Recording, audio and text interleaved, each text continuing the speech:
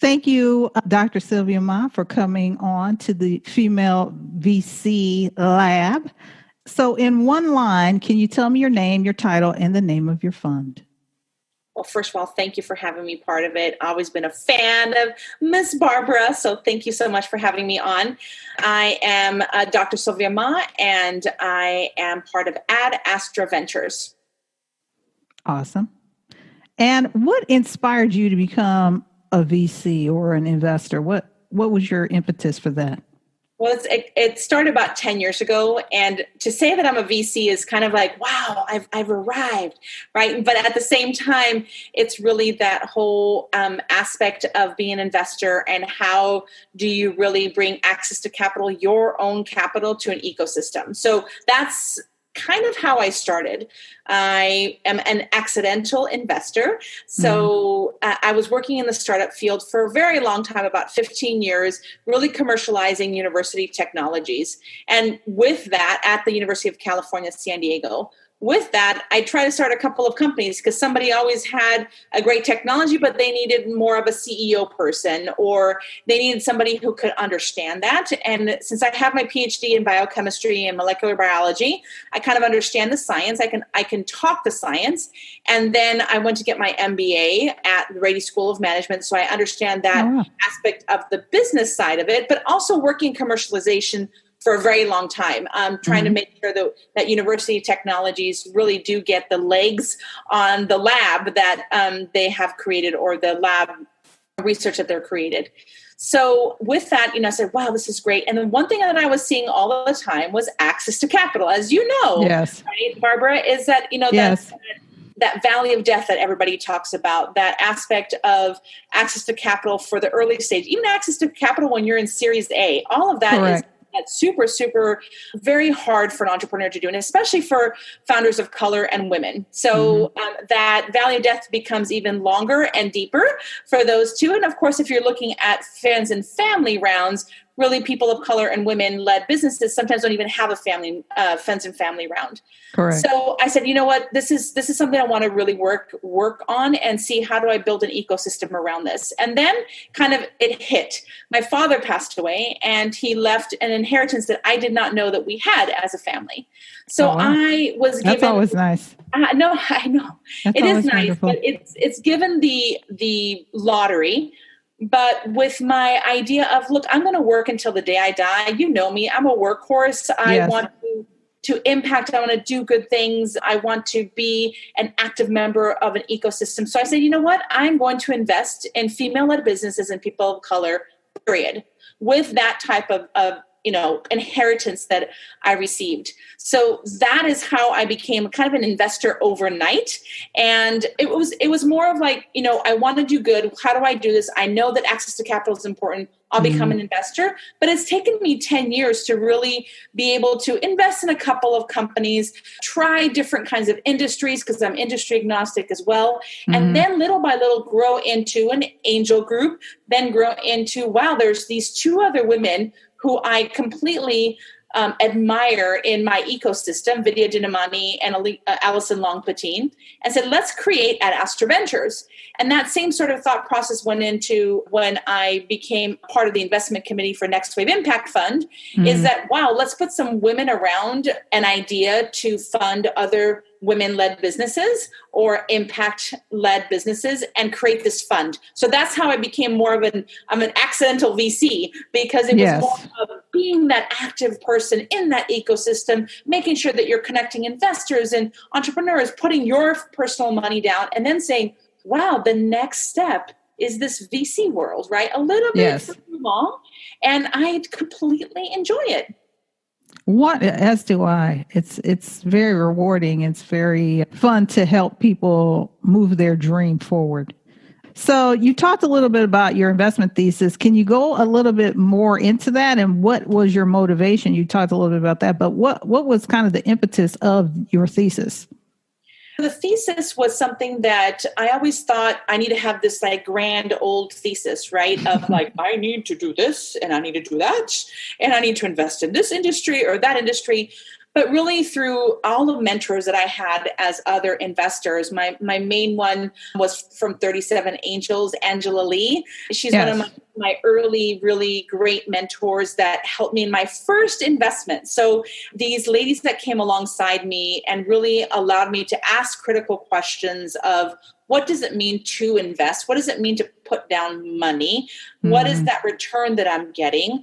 Then I was able to really understand this investment thesis of mine, my own. But it's also a pull from the ecosystem, right? So the pull I'm talking about is, some people do invest in a targeted industry. And I'm not saying that that's not important. That is something that you as an investor see all of your 360 pieces of who you are, from professional to personal to your degrees to where you've actually had a career. And you put all that together and you say, I'm comfortable in this industry, or I'm comfortable in this arena of investment. And I think that that's kind of where I came out of that piece with the mentoring that I had with these wonderful ladies. Another one is Christina Montague from the Jump Fund, and of course, Alicia Robb, and all of these fabulous ladies that are just growing all sorts of wonderful opportunities. I latched onto all of their information. So that investment thesis that I came up with was, I really want to make an impact with women-led businesses and people of color. And the reason for that is because I saw the dearth in the actual, let's say, investment in those types of companies. I know my father was not the most kind of person who thought that women could be anything. So I said, you know what? I want the world to know that women are capable of so much more. So why not invest in those women that really need that funding? Women are quite incredible because, we have the children as well. We have the children. We do so many things. We do so many things, and I think sometimes we're often underestimated as women, which is kind of unfortunate because there are just we're just capable of so many things and so many things at the same time. And people wonder and they go, well, how do you women get this done? But because we just do it. Exactly. I love that. And I think the one thing also is that community build and that nurturer. Yes. So that when you invest in a woman, you invest in her community, and her community can be the startup that she's growing, or her family, or her community that she volunteers in. So there is a ripple effect when you give dollars to women, and then we know that women are more efficient with the money that they receive. So wow, isn't that a win-win for any investor? Capital efficient, and that there's some impact behind it, and she's going to have a return on investment because she feels like she needs to nurture this money. Oh my goodness. Even just that, the stuff there that is more of the intangibles of what it means to be a female founder and invest in female founders is transformative. Like, that is why I invest in female-led businesses. And of course, looking at people of color, myself coming from Venezuela, even though I don't look like a person of color, I definitely have the culture. I married an Asian. So we have, Tri-Mexican, Venezuelan, American, Italian, everything, children. You're a melting pot. Just like America, the melting pot, yes. That opportunity for my children and for the generation that I so fervently support is something that is so ingrained in me as a person growing up, being the minority, right? And feeling very Latina, coming to the United States for the first time. As a 17-year-old, I felt that. Who are you? What are you? What are you speaking? Right? Why do you look different? Right? I feel that, right? And so that's something that is very important to me, to be able to grow my community, right? But then also know that there is this aspect of not really feeling like you deserve that funding because you never had those conversations around the dinner table. That's something that I love, having conversations. I love being that investor that puts that first money down, saying, I believe in you. I believe in you, and I want you to succeed, and I will move mountains to allow other people to put money down, to allow other people to support you, to other people to champion you. Let's get more people around you. So those are the reasons why that investment thesis for me is, even if I just say I invest in female-led businesses and people of color, that in of itself is like a tome of data, is a tome of culture, is a tome of collaboration, community building, nurturing, and all of those things put together to say, I am investing in the right business decision.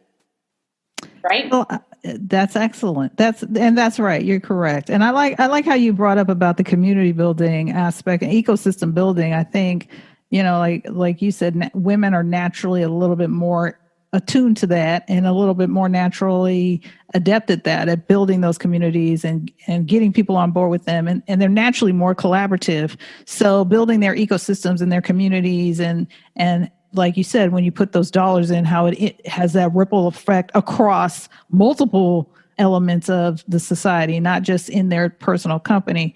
That's a very, very powerful thing. So next question is, what are you currently reading or learning or listening to these days? Oh my goodness. There's a lot of books around me. So I'm like, which ones should I say? So one of them is Arlon's new book. It's about damn time. That's a good book. Back to that all the time. It's an easy read, which I love because I can go back to it and say, okay, where can I get some information from? If I'm having a challenge, I just pick it up. I'm like, well, whatever. That'd be great. I'm reading right next to me is Me and White Supremacy. I'm reading that book. There's another one beside my bed I can't remember right now, but really I'm that kind of person that picks up books, reads a little bit, reads it not necessarily from beginning to end. My mom, when I went to get my Ph.D., she says, honey, do you know you need to read? Like, I know you're not a book at once. Like the whole book at once. So for me, it's like I pick up books, I get information, I want information. What I really also love is reading articles, right? Medium is a great piece with the people and community that I love reading. And I love to stay very current with my community. So the San Diego Union Tribune and the San Diego Business Journal. One of my students actually works at the San Diego Business Journal as a reporter in the startup arena. So Fred Greer, and he is amazing. And I love reading his stuff. So I'm really somebody who reads different types of articles, books, and content because I love that mix of information for current, for historical, and of course, like HBR articles I love about unconscious bias. So I really am one of those. And of course, like, as you know, I'm a mom of 3 and have a couple businesses and I have a full-time job. So for me to pick up that information is super important to me. And I do it in that piecemeal type of thing. I also listen to podcasts. I listen to the Servant Leadership podcast. And I also am a devout Christian. So I do a lot of meditation and praying around that. And the Bible is another piece that I read. So putting it out there, those are the things. I read the Bible as well. Very important to read the Bible. Yes. So that's part of my daily rituals. Wonderful. So I have a bonus question. This is kind of an extra question, and I'm going to add this on. But where do you see kind of investing or venture capital going like in the next year or two? Like, how do you see it evolving at all? There's so much evolution happening right now on a tactical level and more strategic level. So I'll tackle a tactical first. Okay. So what I'm seeing is a lot more of, we're using a lot of SPVs. So Next Wave Impact is using SPVs. We're using SPVs. I'm seeing different formations of financial vehicles because of the economic environment that we're in. People need to be really having a strategy of risk mitigation, smaller check sizes in that aspect of if you're looking at early stage investment. Yes. Right. So that's what I'm seeing there is a lot of smaller check sizes, smaller opportunities, but still impacting those entrepreneurs. And then on the strategic level too, I'm seeing, we've seen a little bit of 2 VC firms coming together or a VC firm adding a general partner like Lolita Taub to really drive a new fund that is well capitalized. So that's the strategic aspect of kind of collaborative efforts on the, let's say, VCs that are funding Series A, Series B, Series C funding. That is what I'm seeing there. And on the opposite side of the smaller funds is either having different types of financial vehicles to be able to have more investors write different types of checks or different size checks, let's say, and be able to have that impact that they still want to make. That's great. Well, thank you for the bonus question. I was just curious. I was just curious, like what were you saying? Yeah, I agree. There are some structural evolutions going on, both tactically and strategically. So, time will tell. Time will tell, and see where all this goes. So, how do people get into contact with you? The easiest way actually is through LinkedIn. That is, as you know, I'm always on LinkedIn. And I think that's a great platform for everybody to connect, write messages to each other. I use it a lot as kind of like a CRM. So that is always great. It's Silvia Mah. My middle name is Armitano, which is Italian. So if you see other Silvia Mahs, I have the Armitano in the middle.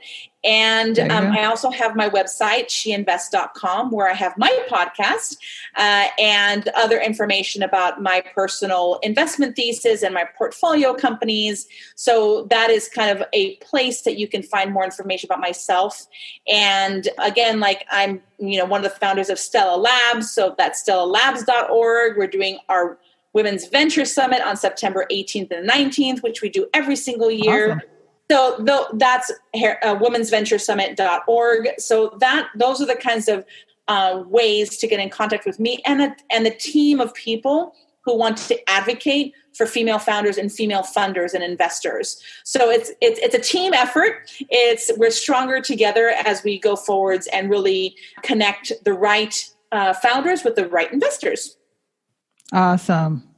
I want to thank you, Dr. Silvia Mah from Ad Astra Ventures, for being our guest on the Female